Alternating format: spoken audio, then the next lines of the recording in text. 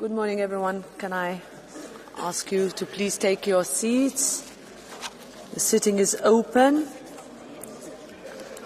I have one announcement before we start. In relation to the decision by several committees to enter interinstitutional negotiations pursuant to Rule 72, paragraph 1, announced at the opening of the session on Monday, 27th April, I have received no request for a vote in Parliament by members or political groups reaching at least the medium threshold. The committees may therefore start negotiations.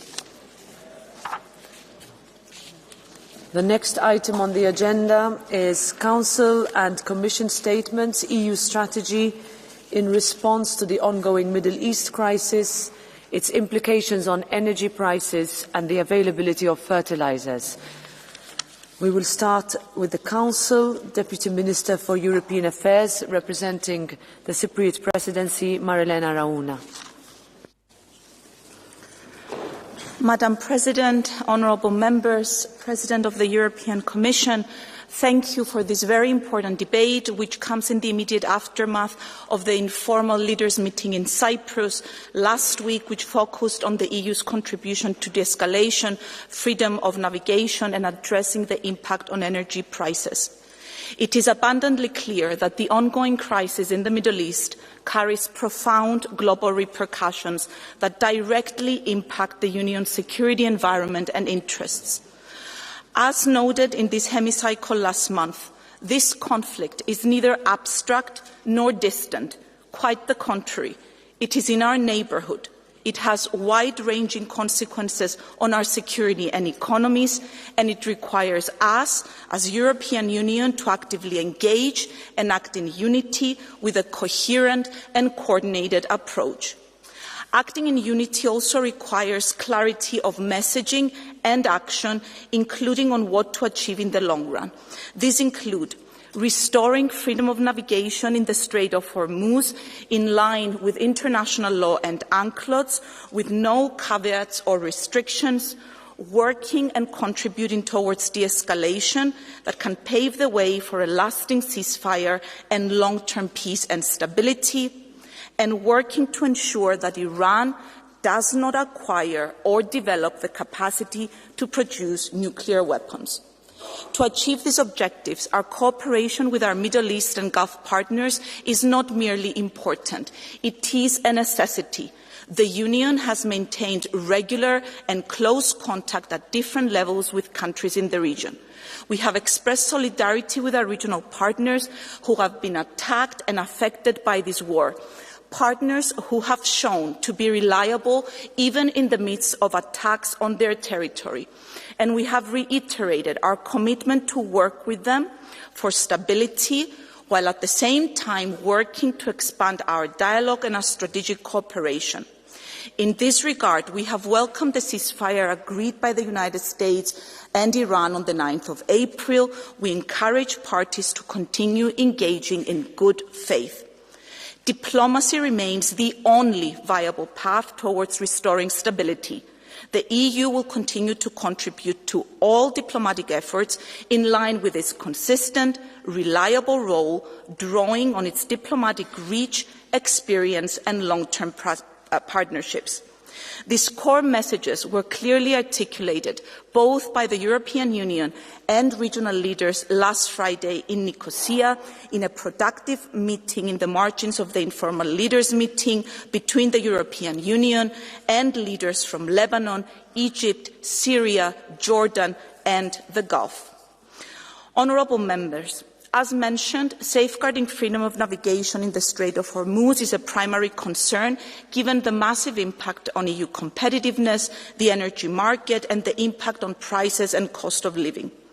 Disruption to energy and global trade flows and prices trigger ripple effects on fertilizer supply, on food prices, on economic growth, as well as on investment partners.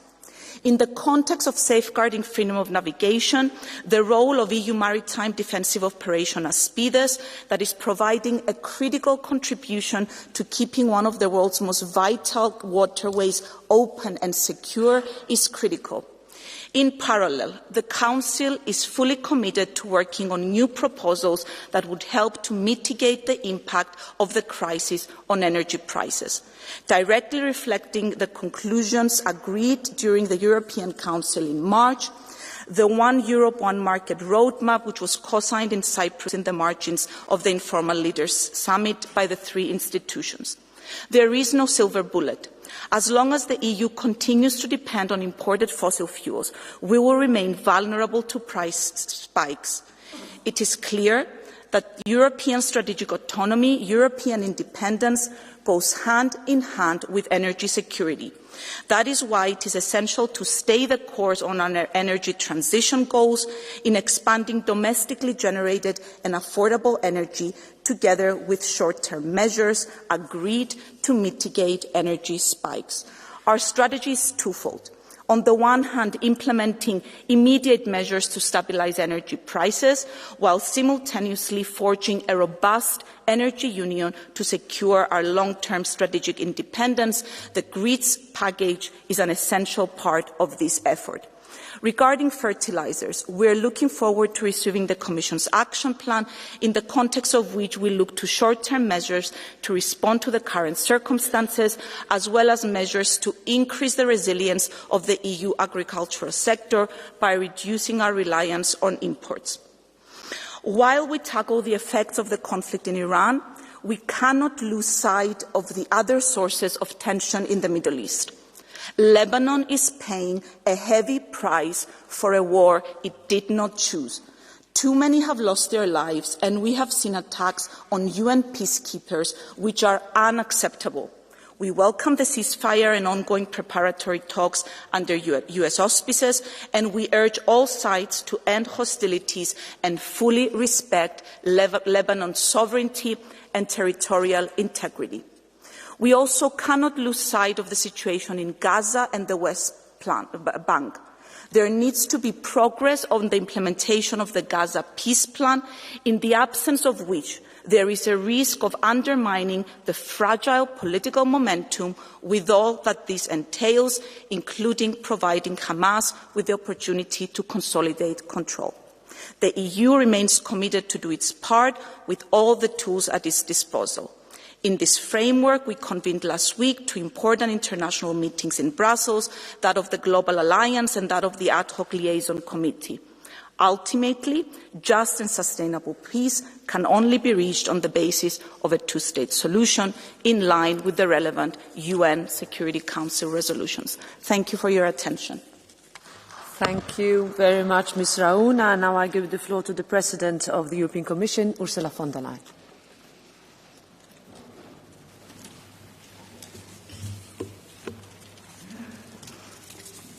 Thank you very much, Madam President, dear Roberta, Deputy Minister Rauna, dear Marilena, honourable members.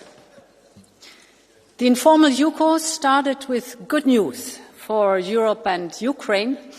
In spring, we have said that we would deliver on the 90 billion loan for Ukraine, one way or the other.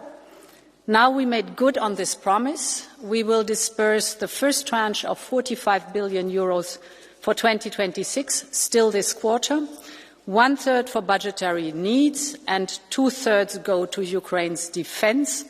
And the first defence package will be on drones from Ukraine to Ukraine, worth some 6 billion euros.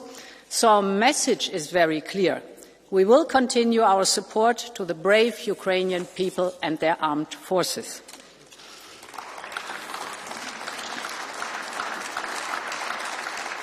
While Russia is doubling down on its aggression, Europe doubles down on our support for Ukraine. That day, we also adopted the 20th sanction package. And yes, the sanctions are biting. They have a biting effect on the Russian economy, with inflation increasing and interest rates skyrocketing. The consequences of Russia's war of choice are also being paid for out of Russian people's pockets, so much so that the Kremlin responds in an unusual way by restricting the internet and free communication.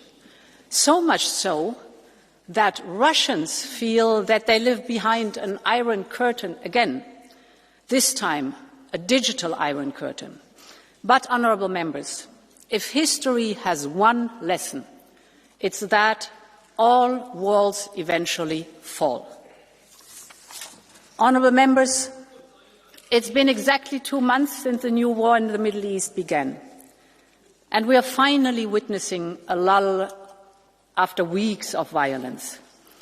We all want the ceasefire in Iran and Lebanon to hold, with the ultimate goal to re-establish peace and stability through diplomatic means.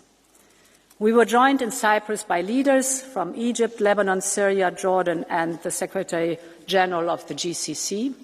And this was an opportunity to reiterate our solidarity with partners. Our shared goal is now to see a lasting end to the war. And this includes restoring full and permanent freedom of navigation in the Strait of Hormuz without tolls.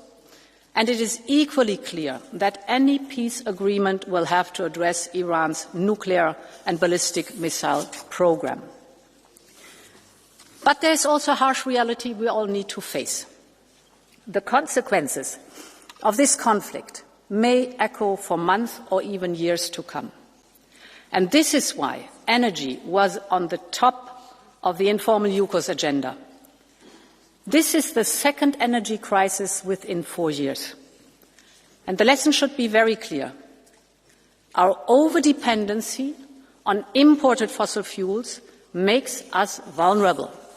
And let me give you 2 figures. In just 60 days of conflict, our bill for fossil fuel imports has increased by over 27 billion euros, without one single molecule of energy in addition. So the way forward is obvious. We must reduce our overdependency on imported fossil fuels, and we must boost our homegrown, affordable, clean energy supply from renewables to nuclear in full respect of technology neutrality. Already today, member states with more low-carbon sources in their energy mix are less impacted by the crisis. Take a country like Sweden. If there the gas price increases by €1 per megawatt hour, the electricity bill only increases by 0.04 euros per megawatt hour. Because almost all of Sweden's electricity comes from renewables and nuclear. So this is how we insulate ourselves from future shocks, and this is the path to independence of Europe. Honourable members, as I said, every member state has a different energy mix. Therefore, a blanket solution, one size fits all, to address the current crisis would simply not work. And this is why last week we presented a whole toolbox of measures that can be combined differently in different parts of the Union. And I want to focus on 3 sets of measures. The first is increased coordination at the European level. At the start of the previous energy crisis, there was a rush to the gas markets, and this contributed to driving prices up. We basically were competing against ourselves at the global market. That's why at that time we stepped up European coordination, for instance, with common gas procurement. This time, we're taking the same approach, one step further. We propose stronger coordination not only in filling national gas storage, but also when it comes to fuel reserves, especially jet fuels and diesel, where markets are tightening. We can be so much more effective if we coordinate the release of oil stocks and if we make sure that refineries can step up production all across our Union. Because together we have the market power and we have the industrial might, so let's put it at the service of all Europeans. Second point, we have to protect consumers and businesses. And there is a lesson to be learned from the last crisis. Measures should be targeted to the most vulnerable households and industries only, and we should avoid increasing the demand for oil and gas at this time. Let me give you again a figure. During the last crisis, only 1/4 of the emergency support was targeted to vulnerable households and businesses. In other words, more than 350 billion euros were spent on untargeted measures. And this had a huge impact on member states' finances, and it also undermined the measures to protect those most in need. So let's not make the same mistake again, and let's focus our support where it matters most. And my third point is we must reduce energy demand by modernizing systemic energy use. In the short term, we can do this through a combination of energy efficiency and electrification. But we should also keep in mind that overall we will need energy in abundance, especially because of a rapid scale-up of data centers and artificial intelligence. Since the last crisis, we have already made great progress. In 2022, gas determined our electricity prices for 70% of the time. Today, this is down to 30%. And that is why this time we have avoided the huge price spikes of the previous crisis. But electricity still represents less than 1/4 of our final energy consumption. And this is much lower as, for example, in the United States or China. So this has to and this will change. A continent like ours, with limited fossil fuels resources, should lead the world on electrification. This is the reason why last December we proposed the grids package. Its goal is to make our energy and infrastructure fit for the electrification age. And I'm very glad that last week in Cyprus, the European Parliament, the Council agreed to speed up the negotiations. And as a next step, we will put forward our electrification action plan by the summer with an ambitious electrification target. And speaking of finances, in the current European budget, we have set aside almost 300 billion euros for energy, 95 billion of which are not used so far. I know I'm preaching here almost in the wrong church, but let us use this to make the switch now to electricity, not just in transport, but also in industry and in heating. This is not only a matter of affordability and competitiveness, this is also, as we learn in this crisis, a matter of economic security. Thus, speaking of European independence means it is the moment to electrify Europe. And finally, a few words on MFF. We also discussed at the informal council in Cyprus. We all know that the next budget is central to our competitiveness agenda. It can de-risk investment and crowd in private capital. It can fund strategic priorities at real European scale. It can support reforms that make Europe a better place to invest. But we must be lucid about the budgetary equation. From 2028 onwards, we will have to start to pay back Next Generation EU. We need to invest more in our new priorities, like research and development, competitiveness, defence, security, you name it. We want to sustain funding for EU's long-standing priorities, that is cohesion and the CAP. And we want to keep national contributions in check. If this is the case, all four elements, the budgetary equation is clear.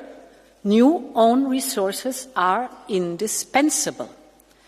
Without them, the choice is stark: higher national contributions or lower spending, in other words, less Europe exactly when more Europe is needed. This is why the Commission has proposed a comprehensive package of new own resources, a package that is diversified, linked to our Union's policies, and capable of generating stable revenues over time. This is the only credible way to match Europe's priorities with Europe's means Thank you very much, and long live Europe. Thank you very much, President von der Leyen. And now the first round of political group speakers, starting with the President of the EPP Group, Manfred Weber. Madam President of the European Parliament, Commission, Council representative, dear colleagues, a lot is on our table. I want to highlight from an EPP point of view three issues from content perspective. First is Europe needs urgently economic growth. And we know what to do. Simplification started already, trade is on a good way, investments, we yesterday agreed on a strong MFF for the future. But the key of everything is the single market, our own economic base. And that's why having the clear projects in mind, 28th regime, energy grids, capital market union, after 2 years of Draghi, it's now a good moment that in Cyprus we agreed on the roadmap, that we have the first time, a binding understanding how to implement with clear milestones the single market strategy until the end of 27. That's a great step forward and also for us a responsibility now to deliver. The second thing I want to mention is obviously in light with the economic developments in Europe, the energy costs, geopolitical situation behind. You know, this crisis proves again that we need more sovereignty on our energy supply. Renewable energies are the future, and to fight against climate change is not anymore only an ecological issue, it is obviously an issue for a sovereign Europe. So that's why the EPP stands on the side of the ETS1. We want to make it pragmatic in the implementation, but we stick to what we have agreed in the last years. We also have to finalise the energy market, especially with the energy grids package. We have to have a careful look on the fertilizers because that's important, and we need a nuclear as a base. That's the truth, otherwise sovereignty will not work. And the third point I want to mention is Nikos Christodoulidis in Cyprus did the efforts to put the Article 42.7 on the table, so the military dimension of our European solidarity, and that's urgently needed. EPP was pushing for a defence committee inside of the Parliament. We have the first time now a defence commissioner, an EPP friend, who is chairing this, and we want to do now the next step. Clear rules for implementing Article 42.7. People see and feel the uncertainty, especially in Cyprus, and Europe has to give an answer. Dear colleagues, that is on content what I want to mention. Let me finally reflect on two member states' developments, which are for us of special importance. First of all, I want to say a word on Romania. Last year, Romanian people voted for their leadership, and I was quite happy that finally the candidate from our didn't become president of Romania, that the pro-European forces fought and they won. And that was an important battle in Romania. EPP and Socialists together had the mandate to reform Romania, to do the necessary steps together with the milestones presented by the Commission. Yesterday, Socialists and our party together presented a motion of censure against the pro-European stable government. And Iracha just asked myself, why? What is the background of this? What is the reasoning for taking such a government now into question? Together with Aura, I just want to say if EPP would do the same against the socialist prime minister, to take a socialist prime minister into question together with a right populistic party, you know, we would have here thousands of initiatives in the European Parliament. That's not my style of doing things. I just ask the question, and probably you can also clarify from the socialists whether you want to go further with the cooperation with Aura in the future. And the second thing I want to mention is because we still have positive news. We still have very positive news, and that is that we saw the young people in the streets of Budapest a few weeks ago, where they were telling the audience, the public, Russia out and we are Europeans. I was myself 2 years ago in Budapest, welcomed the party inside of our EPP team. A great moment that they repaid now the trust we invested into them. That's great to see that Peter Magyar, together with the TISA friends, really won back Hungarian votes and people for a pro-European approach. We are proud about this, and we see the first results now with the 90 billion being now released and being now ready to be transformed towards the Ukrainian friends. And the populists and extremists in Europe lost their spin doctors, so the Putin's puppets, those who are defending Chinese and Russian and other interests in the European Council and other formats, have lost their leader. That's great, good news for all of us. Dear colleagues, we won. Slogans are not anymore winning, solutions are winning. Europe and future solutions won.